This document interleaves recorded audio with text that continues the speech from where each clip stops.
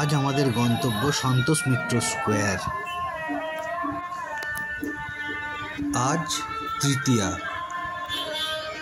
সকাল থেকে কলকাতা চত্বরে অল্প বিস্তর বৃষ্টি হয়েছে, যার ফলে সন্ধ্যেবেলায় কিন্তু মানুষের প্রচুর ঢল নেমেছে, বিশেষ করে এই প্যান্ডেল, এই মণ্ডপ দেখতে।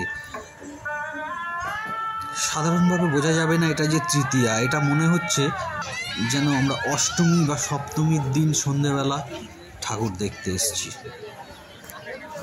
প্রচণ্ড ভিড়, আর মাঝে মাঝে আটকে যাচ্ছে ঠাকুর দেখার সময়, দড়ি ফেলছে সামনে মনে হয়, তার জন্যে আমাদের আটকে যাচ্ছে ঠাকুর দেখা। ধীরে ধীরে আমরা মণ্ডপের দিকে এগোচ্ছি। এই দেখুন, হাত পাখা নিয়ে হাওয়া খেতে আরম্ভ করেছে সবাই, এত গরম, এত ভিড় এখানে।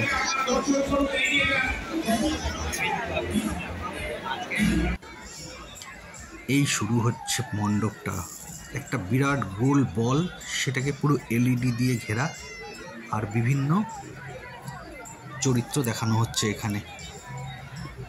আরো সামনে গেলে আরো ভালো বুঝতে পারবো।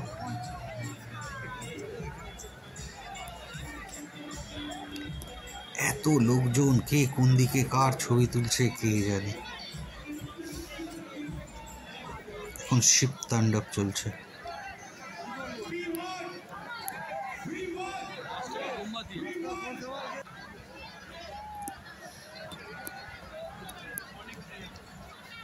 তবে এটা সামনে থেকে বড্ড চোখে লাগছে, এতটাই এর স্ক্রিনের রেজলিউশনটা। আর সত্যি কথা বলতে কি তেমন ভালো লাগলো না। যত ভিড় ঠেলে আমরা তৃতীয়াতেই এলাম এখানে, আরও ভেবেছিলাম বড়ো কিছু একটা দেখবো। যাই হোক, এটা অভিনব জিনিস। তবে এই লাইটিং এরম গোল বলের মধ্যে না হয়েও অনেকভাবে অনেক জায়গাতেই হয়। তবে এখানে মেন যেটা সমস্যা সেখানে হচ্ছে এত ঠেলাঠেলি আর এত ভিড়। ম্যানেজমেন্ট কিন্তু অ্যাকচুয়ালি পুরোই ফেল বলতে গেলে। তারা কাউকে বাধা নিষেধও দিতে করছে না, কিছুই করছে না, সুতরাং ধাক্কাধাক্কি করে আমাদের এগোতে হচ্ছে। প্রচণ্ড কষ্ট হয়েছে। 1 ঘন্টার ওপরের 1 ঘন্টা 15 মিনিট মতো লেগেছে শুধু তৃতীয়াতে এই ঠাকুরটা দেখতে।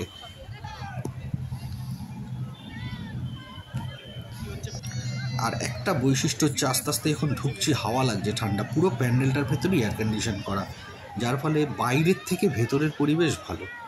সুন্দর অপরূপ মা দুর্গার মূর্তি, সেটা দেখছি, আর এখানে মনটা পুরো ঠান্ডা হয়ে গেল। এত কষ্ট করে এসে এসির মধ্যে বেশ ভালো লাগলো।